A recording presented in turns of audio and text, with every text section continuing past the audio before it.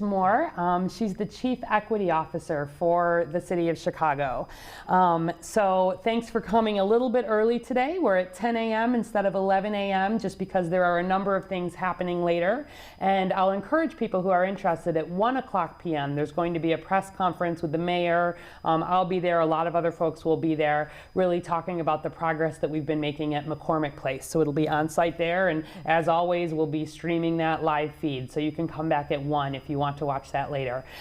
So as always, please be putting in your questions. They can go into the box below. You can send them via Facebook or Twitter with hashtag AskDrArwady. And we'll hear a little bit about Candace's work, and please be sending questions that are appropriate for her or appropriate for me. We'll get through what we can. And as always, just have a good conversation. Yeah, awesome. So before we get into our data, let's introduce you a little bit. So I know not everybody knows what the Chief Equity Officer is or does. So tell folks a little bit about your job, kind of how it came to be, what you do normally, and then how coronavirus has really affected that. Yeah, absolutely. So first of all, thank you for having me, and thank you for doing this. I think it's really important. So I do serve as the Chief Equity Officer for the City of Chicago, which is the first time the city has had this position. It's not the first time a city has decided to have this kind of a position, and actually across the country, we're at about 35 different cities that really have a Chief Equity Officer.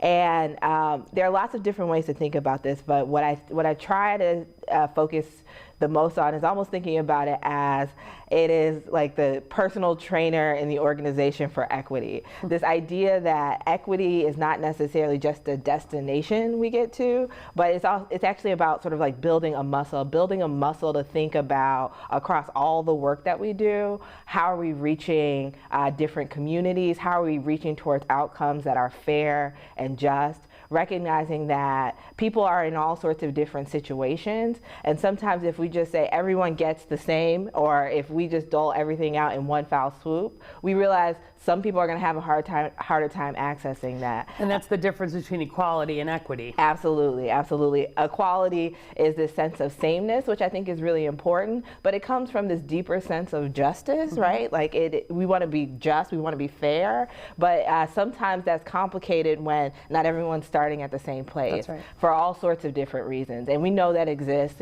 for sort of across the country for all sort of historical reasons, et cetera. So we've actually got to be pretty disciplined to think about those things and to make really smart decisions about how can we make a system that is really fair for everyone.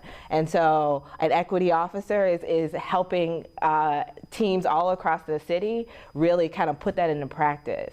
And that looks a whole lot of different ways. And so I always say I'm a student first and foremost. I think my job is first to kind of learn and listen, and then actually support the team in thinking about what we could be doing different. Yeah, and normally, Candace and I work together a fair bit because, as we've talked about, Chicago Department of Public Health, in our Healthy Chicago 2025 framing, this really plan for the next 5 years is really focused. We've been focused at the Health Department on health equity for quite a while, but really even more explicitly calling out some of the race health equity and what we need to do to close that black-white almost 8.8 year life expectancy gap that existed, before coronavirus. Yeah. So we work together a fair bit, but then with coronavirus, let's talk a little bit about, how that has really changed some of the day-to-day work that you and your office are doing. And this is a difficult conversation, as you know. We're really trying to, as a city, not just show data and kind of point out the problem, but trying to think honestly about what can we do to address what is the results of very long systemic problems, but that are showing in such such dramatic ways in our data. Yeah, and I think coronavirus really paints a somewhat clear picture of the challenges that are presented when we think about equity. So you have a virus that does not discriminate. Right. Anyone can get it. Any age, any race. Any gender can get it. But when we look at the data and we see who is sort of suffering some of the most devastating outcomes, it's not just a straight picture. We're not just seeing sort of the full representation of our population. We see disproportionality. And so part of that is because the world is not set up evenly, right? There are situations and circumstances, the conditions in which people live, their access to resources that allow some to access the kind of preventative care and strategies or the sort of treatment necessarily a lot easier than others. And so we actually have a fundamental challenge, an equitable challenge when we even think about combating something like this. And so my work has really gotten a lot more focused. Before, I think I was thinking really broadly across the organization, but to really sort of zero in and how do we come up with targeted strategies to try to get at more equitable outcomes for the communities that we're seeing the most devastating sort of situations for. And so what does it mean to stay home and save lives when you might still have to go to work because you're you're part of the essential economy that still has to function to keep so many other people safe? How do we adapt strategies to make sure that you can exercise as much preventative care as possible, even knowing that there are going to have to be some adaptations? You live in a multi-generational household, and so it may be harder to quarantine and isolate. How can we? But we know quarantine and isolating works and is helpful. So how do we come up with a strategy that allows sort of families to sort of really exercise that and support them in that? And so a lot of my work recently is really sort of taking a zeroed-in approach to look at some of our communities that are hardest hit and really rapidly think of strategies and efforts that we can put into place to support those communities in getting closer to the overall goal here. Yeah, thanks for that. And those who have been following along daily know that really this week we've been talking a lot about the various ways in which this virus is not hitting everybody equally across the city. And so let's take a minute. We're going to turn and do a quick data update, and then we'll come back and do some questions.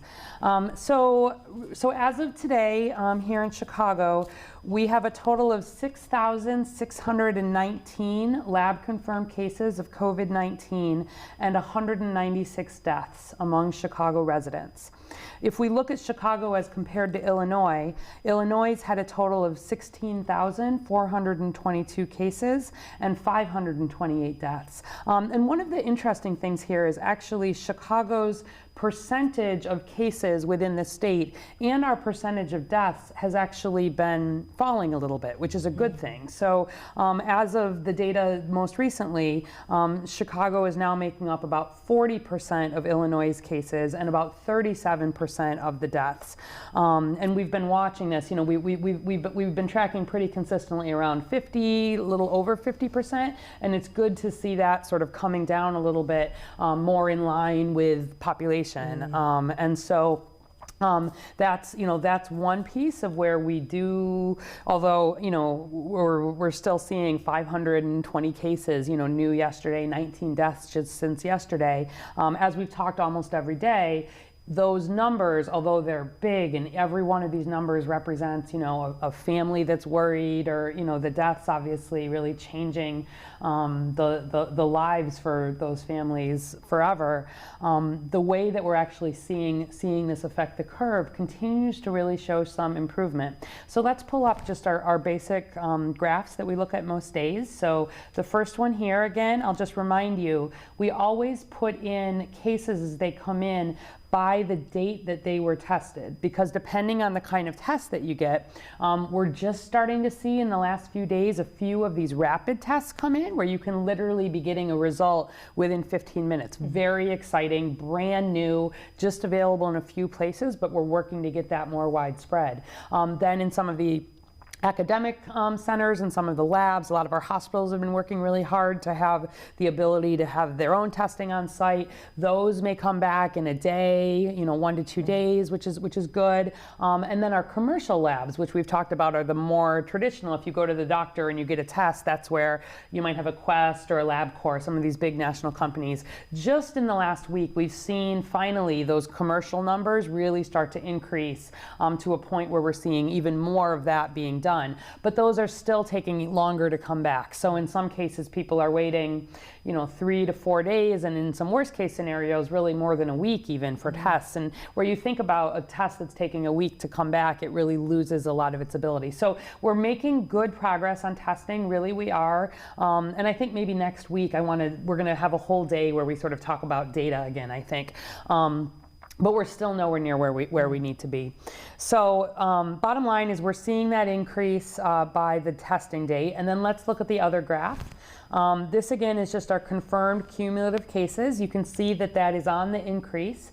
But where we talk about that doubling, we are really here in Chicago, whereas initially we were seeing it doubling every 1 to 2 days. Very, very scary. We would have been long since having overwhelmed our hospitals if we had continued on that trajectory. With all of the orders coming in, people doing broadly a good job of staying at home, first we saw that sort of flattening out to a doubling every 4 days, every 5 days, every 6 days, and we are sort of at a point here where we're more seeing it doubling in the every 8 days to 9 days, maybe to 10 days. We're making progress for sure, but progress, I cannot emphasize this enough, is not a reason to lighten up. This month, April, is the most important month for us in terms of how that curve is going to look. And let's pull up the regular flattening the curve graphic that we look at from time to time. What happens in April is all about whether we're on the left side here with the very, very steep, which we absolutely would have been with that doubling every 2 or 3 or even 4 days, versus what we're seeing now more on the right. We're starting to see some real flattening there. That's part of why, the health department follows every day. What is our bed availability across our hospitals? What is our ICU availability? What is our ventilator availability? We're getting PPE out to all the hospitals every day. We're busy and full and stretched, but we are absolutely still able to meet capacity because we've been able to flatten the curve somewhat. And this month is the key. So we really need people hanging in there, not having interactions with people outside your household unless that's really necessary in an essential kind of way. I know how hard it is, but this really is the most important thing right now this month. Yeah. So that's what we emphasize. Yeah.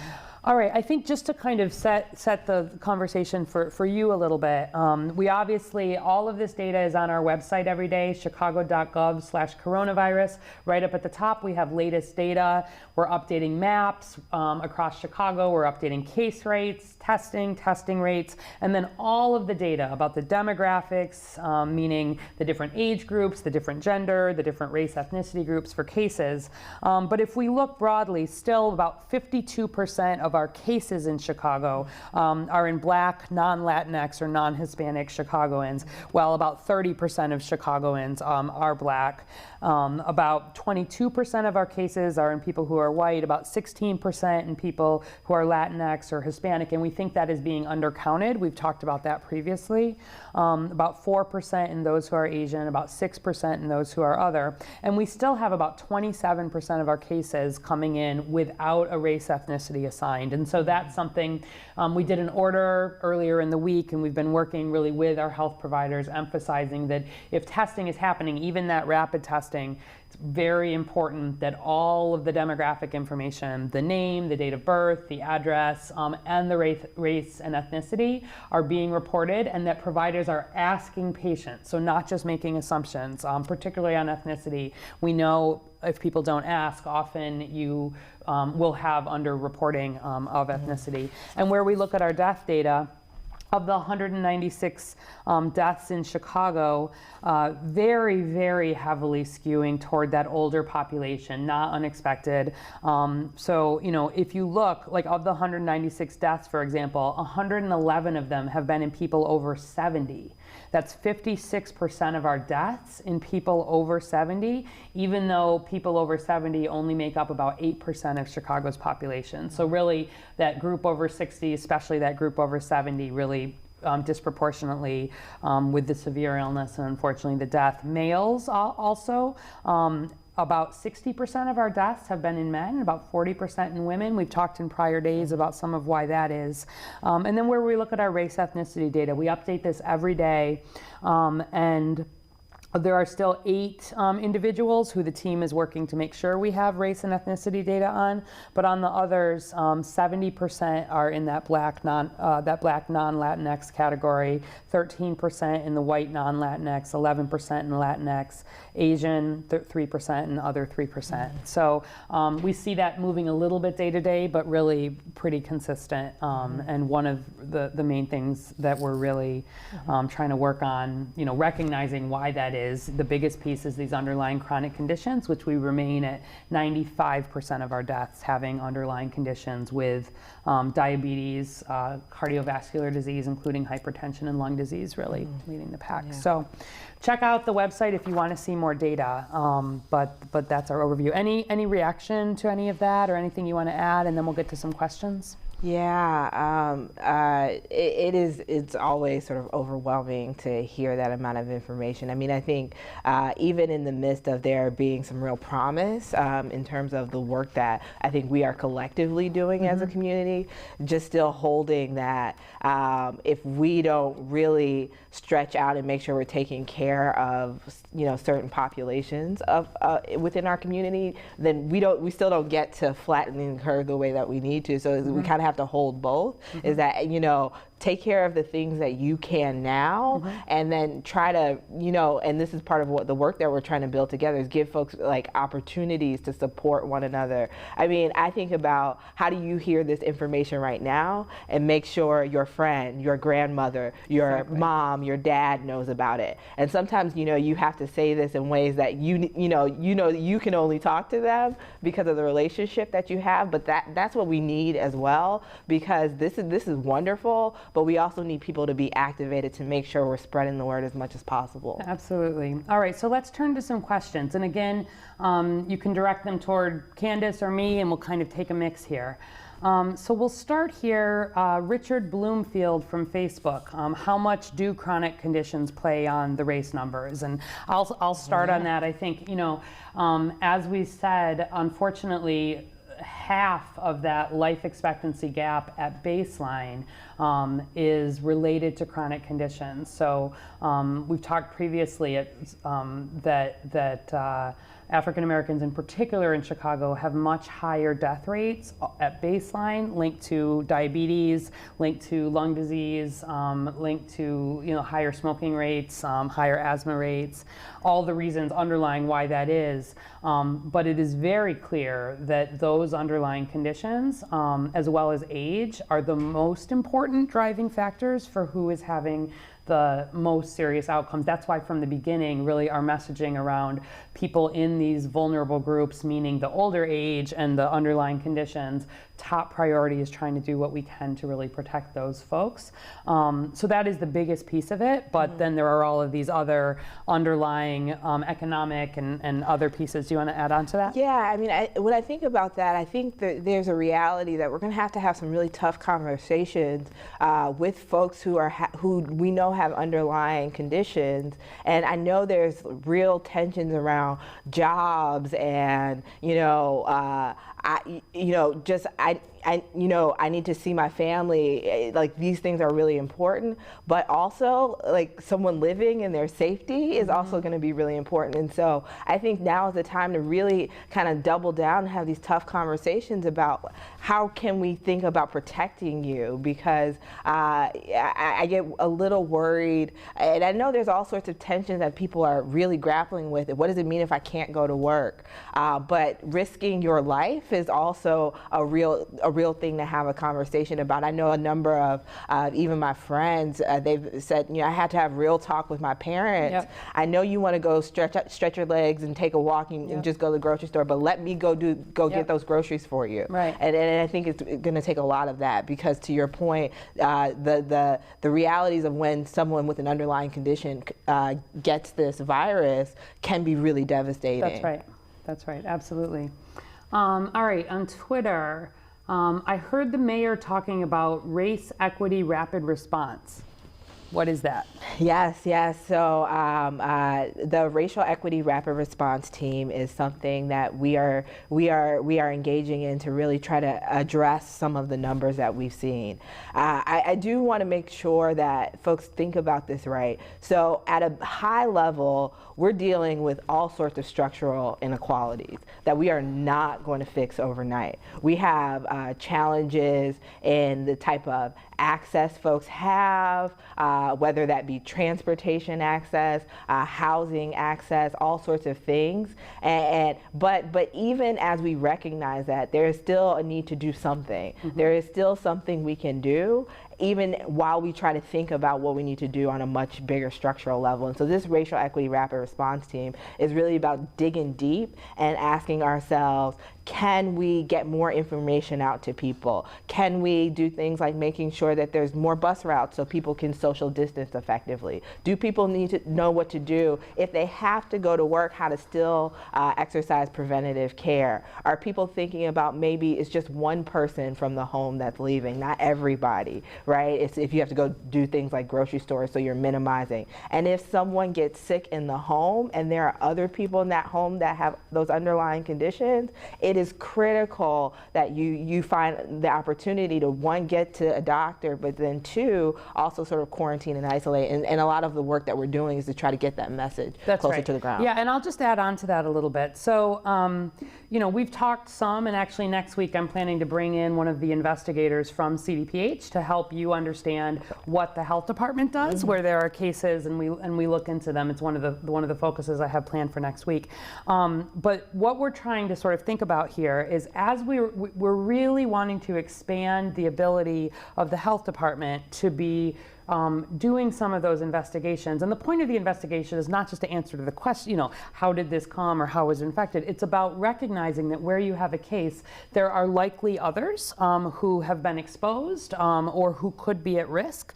And what can we collectively do as we understand sort of how this virus is spreading? And frankly, when many of us are staying home, and ideally people are really only going out for essential reasons or for essential work, some of that investigation is more important because you're more able to pinpoint where the risk factors may have been. And even as we think down the line about, as we eventually start to come out of this, understanding what those risk factors look like and what they look like in different communities is a piece of this. And so we're combining some of the real increase that we're already doing around the contact tracing and the case investigations and some of that bread and butter public health work with really taking this sort of race equity focus. And so we're looking at data not just across the whole city, but where are we seeing more clustering of cases, especially if there's some overlay with some of the race or socioeconomic issues.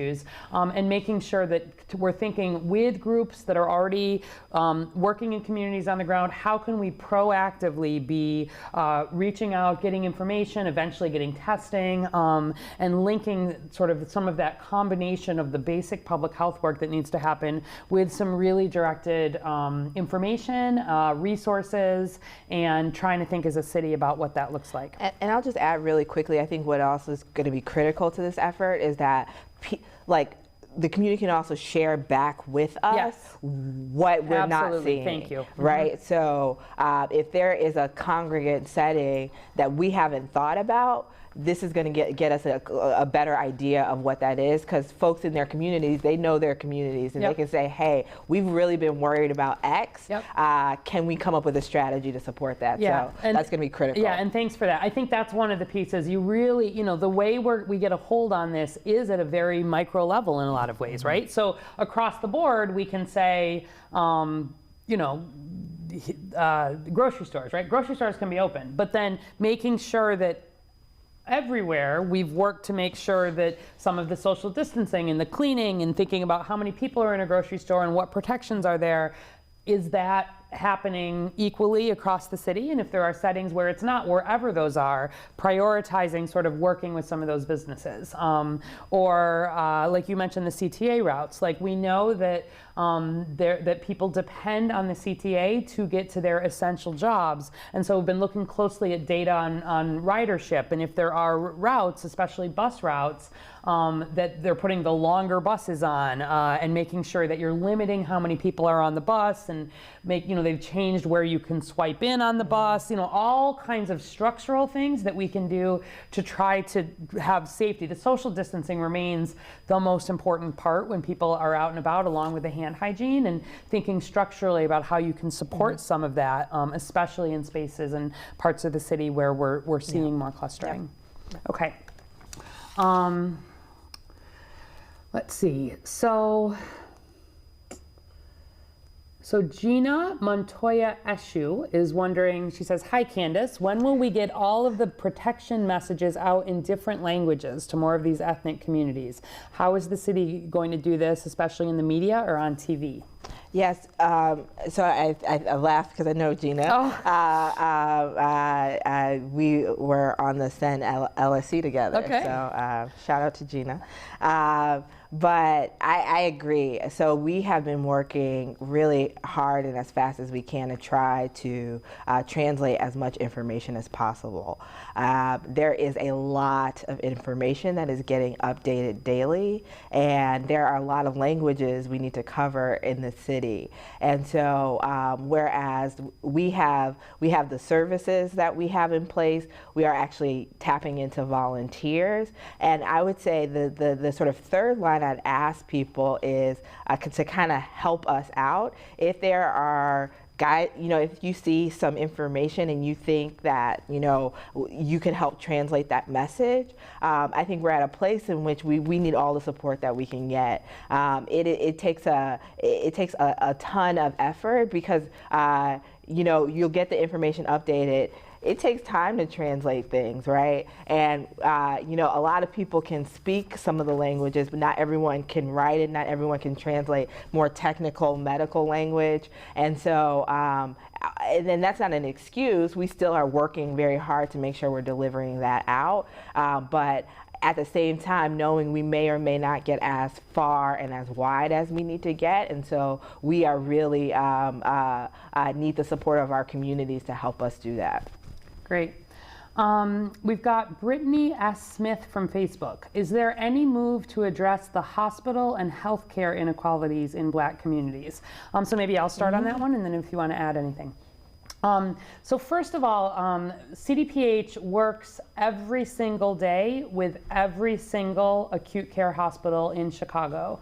And so we are especially interested in making sure we're supporting some of the smaller hospitals, what we sometimes call the safety net hospitals, which may disproportionately serve African Americans, depending on where they're located. And we work every day, to make sure that these hospitals, just like our big hospitals, are getting the PPE that they need, where they're needing ventilators, they're getting it, where they're training support. And there's been a really, I want folks to understand, because I think it's gone well here, hospitals in Chicago, hospitals everywhere, are usually in competition with each other, frankly, right? For patients, and financially, it's difficult to sort of be sustainable.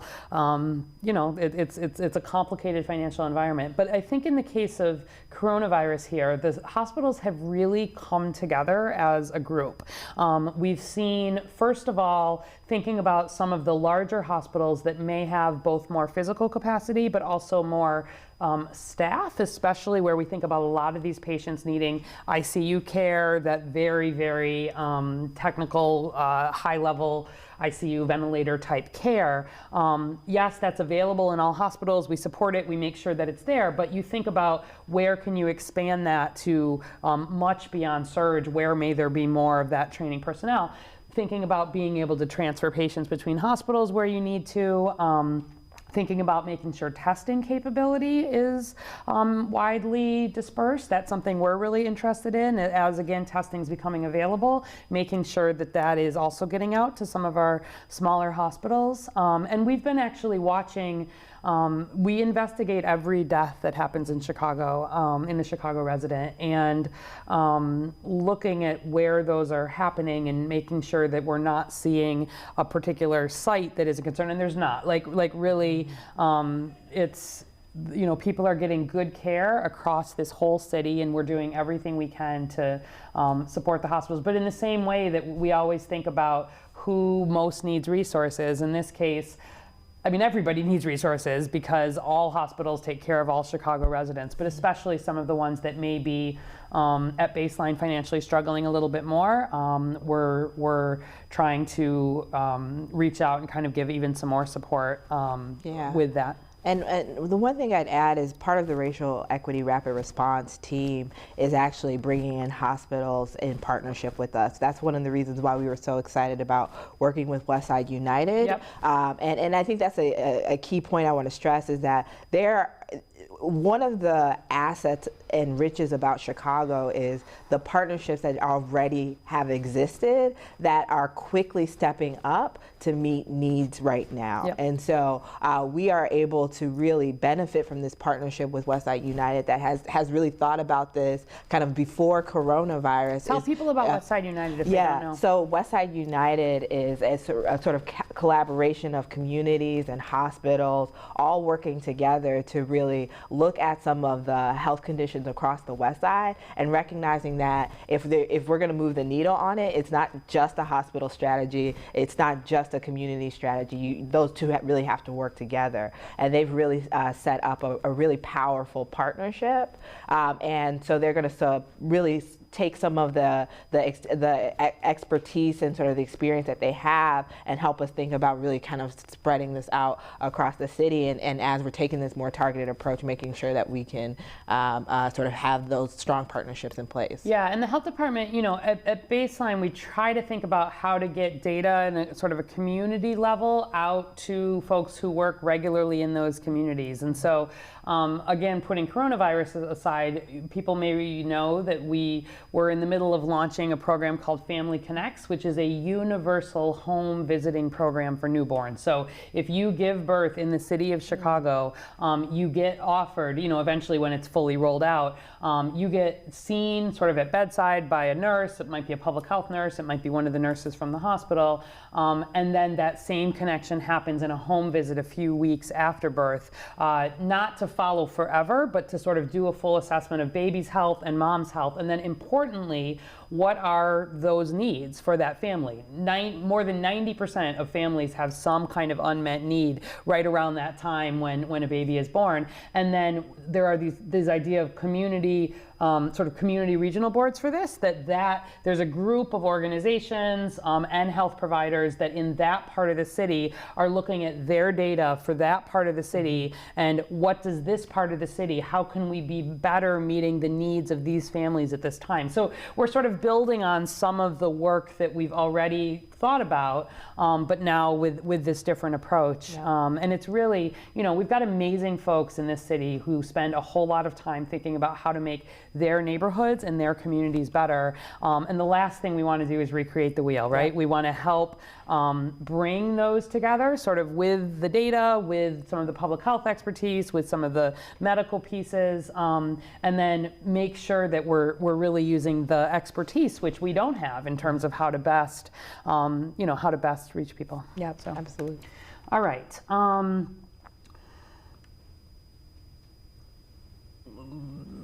I'll take one that's just for me quickly. Okay. So Lestine Warren Muhammad from Facebook says, perhaps you've answered this question, but how many people and in what states have recovered after being put on then taken off a ventilator for a COVID-19 positive diagnosis? So that's a really good question. And the bottom line is that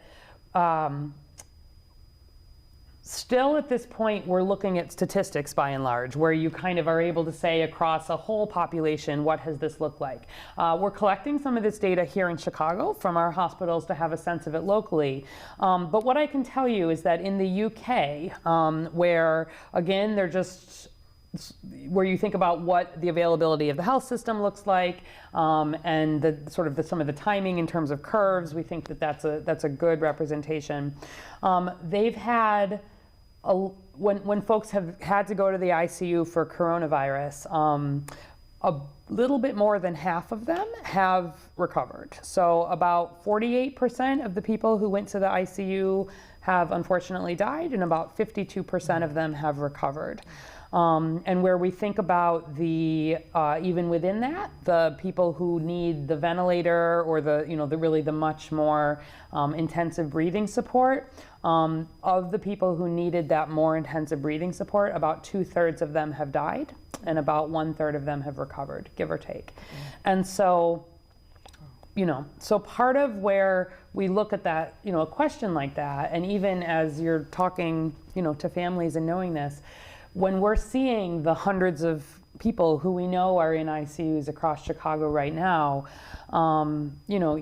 that it is, and again, that's a sort of a whole system. It doesn't point to specifically to Chicago, but, to sort of give you a sense that, yes, there are absolutely people recovering from coronavirus, and there are absolutely people recovering from coronavirus who were very seriously ill, even needing to be on a ventilator.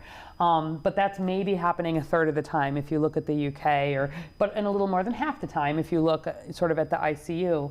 But once people get really seriously ill, it is a very serious disease. And that's why all the work that we can do to keep the people with those underlying conditions who are the most likely to get the serious illness and need the ICU care out is really critical. So there are amazing doctors and nurses and teams across this city that are working so hard every day here to save the lives of the people who are sickest with this, and they're succeeding. Like, there are absolutely people recovering from coronavirus who have been critically ill here in Chicago, but there are a lot who don't as well.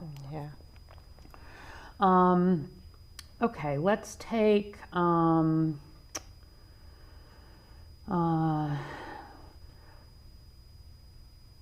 okay, here's one for you. Any thoughts on the hate behavior towards Asians and Asian Americans? Any thoughts? Lots of thoughts. I think is running through my mind. I mean, so this is something that we have been paying a lot of attention to. So one, back to what I was saying earlier, this disease does not discriminate. Mm-hmm. This is not one community's disease. There is no one to blame for the disease, right? And I think born out of fear, we see people wanting to blame someone and blame communities, and along with that attach hateful stereotypes, hateful rhetoric, which we cannot tolerate. We've seen this from the president. Right. We cannot tolerate.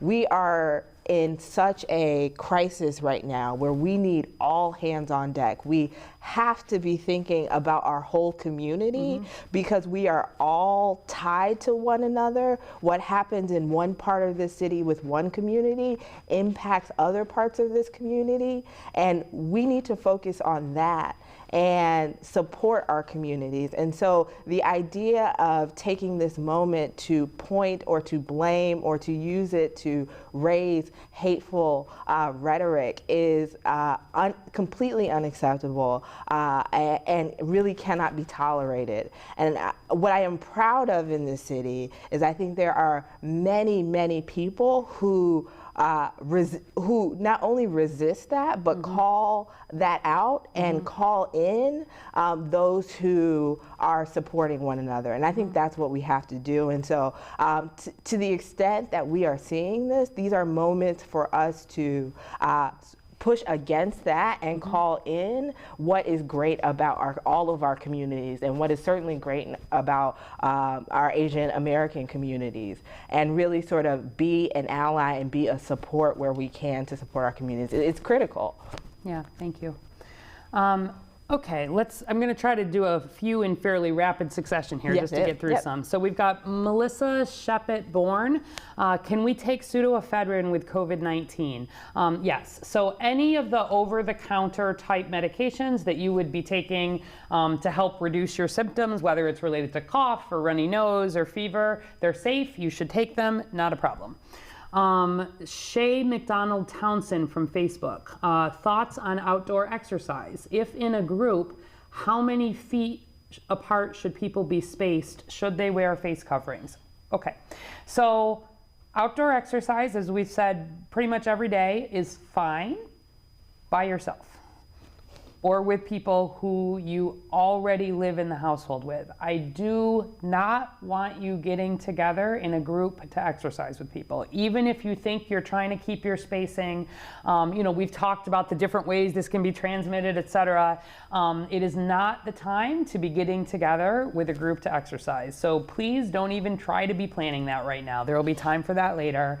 I think the face coverings are most important. I think, again, we've said they're low in the list of the things that we want folks doing. The social distancing, the hand washing, et cetera, is most important. I think if people are able to have something over their mouth, fine. It's more important when you're in a enclosed space, like you're in a store, in a grocery store, pharmacy, something like that, where you think, again, it's about the spaces where it's harder for you to maintain that social distancing. That's actually the CDC recommendation when you might think about having that cloth face covering. But mostly, if you're out getting some exercise, I don't want you trying to think about how far do I have to be from the people I'm exercising with or my face. I want you doing that in spaces where you're not gathering and not at risk. Jean Brooks from Facebook is wondering, how did the jail numbers affect our totals? So the Cook County Jail, has been having a big outbreak as well, as people have probably been following. Chicago Department of Public Health has been involved with helping them really work on all of the pieces that go along with trying to keep people as safe as possible in that setting. And if those folks who are in the jail have a Chicago address, then they are counted within our numbers, just as any other Chicago resident would be. So they in fact are part of that, both for cases or for deaths. Zach Rose from Facebook says, when is the peak supposed to hit here in Chicago? Is it safer to go to the grocery store now or wait a week or two? So in terms of when is the peak supposed to hit, the slower we're seeing that increase, the better it is, but the further it pushes the peak out a little bit too, if that makes some sense. So we're definitely, I've said over and over again, April's our main time here. I think we're looking at sort of a probably late in April type situation, but we're gonna know that really every day as we follow it. We've been talking, we're seeing some flattening, but we need to actually see it totally flatten out and then start to decrease. So I don't have a crystal ball. I can't fully project where that's going to be. But the most important thing is that you're just doing everything you can to limit new cases, especially in the month of April. The difference between going to the grocery store now or in a week or two, I don't think there's a significant difference there. Where you are going out for essential reasons, be doing all the things that we've talked about. Try not to have the vulnerable folks go out as much as possible. Be doing the good hand hygiene. If you've got that face covering, again, that's more about helping your germs not get out and get far than it is about protecting you. And then just keeping the social distancing as much as possible when you're out. Okay, so I think we're probably near time here.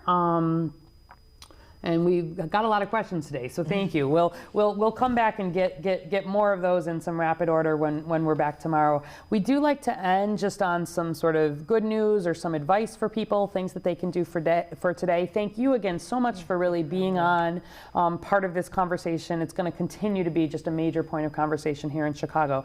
Any suggestions for what people could do today or any other messages you want to give? Yeah, so I can never miss the opportunity to ask people to fill out the census. There you go.